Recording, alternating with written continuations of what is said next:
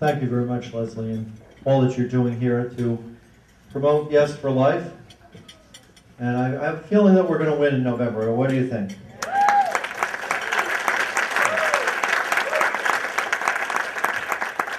And who knows what's happening here could start a wave across the country, somewhat like the fall of the Berlin Wall. Let's pray that that happens.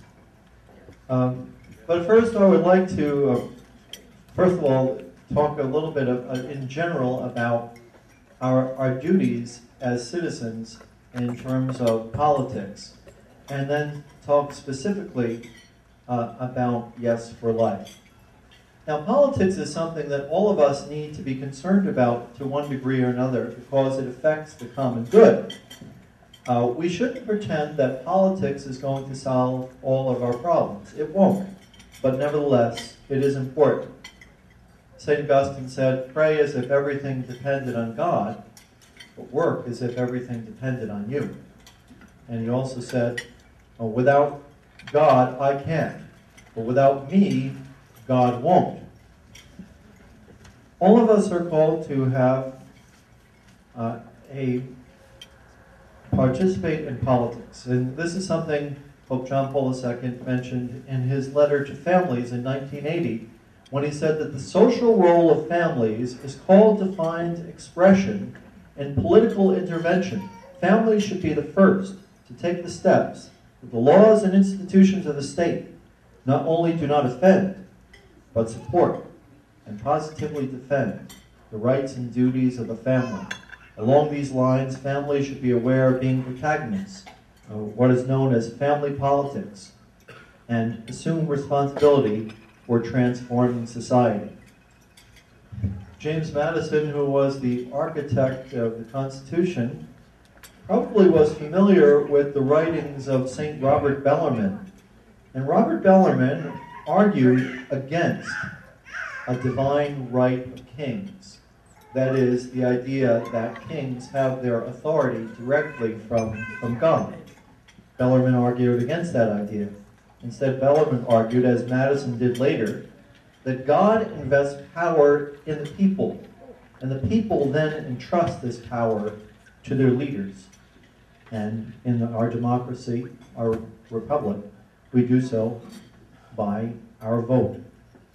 When we look at the Old Testament, we see prophets like John the Baptist, Elijah, and Jeremiah challenge the kings of their day, and oftentimes were persecuted for it. But we not only have a chance to criticize our political leaders, it is our duty to choose them by using our vote. And this means that we have an awesome responsibility when we cast our vote. And so it is not virtuous to be uninformed or unconcerned about political matters, or to stay home or just pray on election day. As the abolitionist Wendell Phillips once said, eternal vigilance is the price of liberty. And in the Catholic tradition, the American bishops remind us, citizenship is a virtue. Participation in the political process, an obligation. We are not a sect fleeing the world, but a community of faith called to renew the earth. And so in their document, Living the Gospel of Life, a challenge to American Catholics, they say, every voice matters in the public forum. Every vote counts. Every act of responsible citizenship is an exercise of significant individual power. We must exercise that power in ways that defend human life, especially those of God's children who are unborn, disabled, or otherwise vulnerable. We are not imposing our religion on anyone. It would be wrong for us to impose our religion on anyone. But the sanctity of life ethic is not a religious doctrine. It is the basic principle upon which this nation was founded. And the first duty of government is to protect the lives of its citizens. Thomas Jefferson understood this. The right to life was not bestowed by the government, nor does the government have the authority to take that right away. The Declaration of Independence states, we hold these truths to be self-evident, that all men are created equal, that they are endowed by their Creator with certain unalienable rights, that among these are life, liberty, and the pursuit of happiness. That to secure these rights, governments are instituted by men, deriving their just powers from the consent of the governed. And John Adams, the second president of the United States, one of our founding fathers, the president of the Second Continental Congress, said, "You have rights antecedent to all earthly governments, rights that cannot be repealed or restrained by any human legislature, rights granted to you by the great legislator of the universe." Today we hear people who say that they're personally opposed to abortion, but they don't want to impose their morality on other people. And before the Civil War, people made a strikingly similar argument. They tried to play both sides of the fence, and they would say things like, well, personally, I'm against slavery. I think it's awful. I would never do it myself. But I believe that others should have a right to choose to own a slave. Who am I to make that decision for someone else? But in doing so, they were denying human rights to a whole class of human beings based on the color of the skin and their race. And in making the same argument with regard to abortion, we're neglecting an entire class of human beings simply based on their size or their stage of development or where they live in or outside of the womb. So today we not only have a right, but we have a duty to change the laws that protect to protect unborn children who are in danger of abortion. The Supreme Court did not grant the right to life. It did not have the right in Roe versus Wade to abolish that right for preborn children. Real pluralism depends on people of conviction struggling to advance their beliefs by every ethical and legal means at their disposal.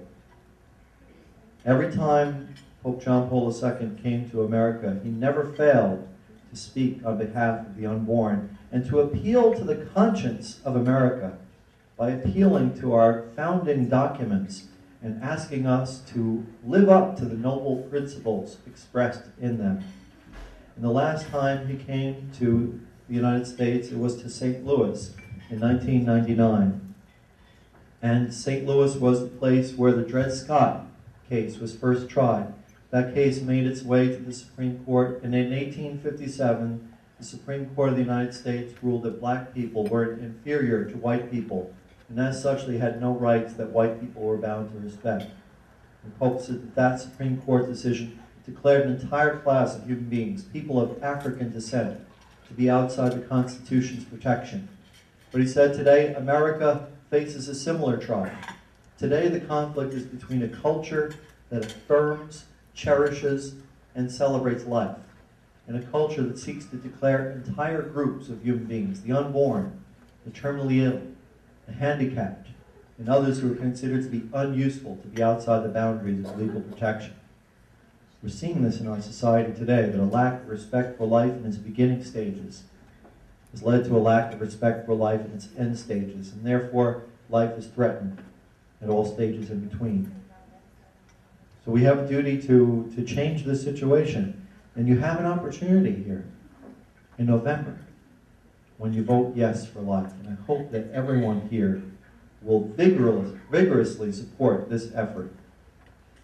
And Bishop Swain has come out and said public officials can seek to provide as much protection as possible for the unborn.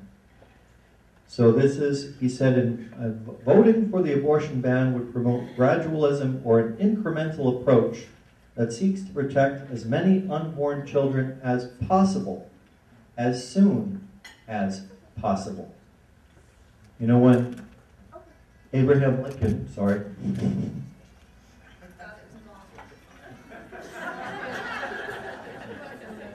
I'm sorry.